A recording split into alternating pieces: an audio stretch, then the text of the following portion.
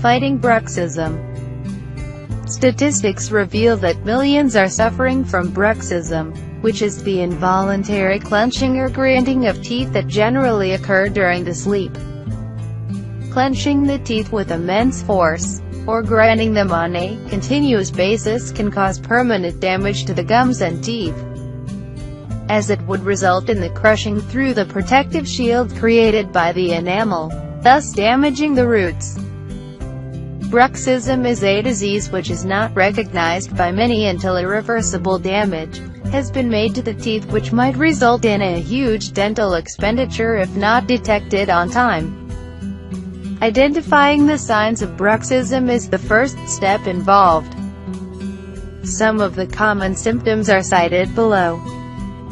Morning migraines, painful jaws, insomnia, teeth oversensitive to cold, hot and citrus, regular headaches, restless sleeps during the night, chipping of teeth. Truth about bruxism: stop grinding your teeth tonight. Click here. Stop Bruxism Info Proco.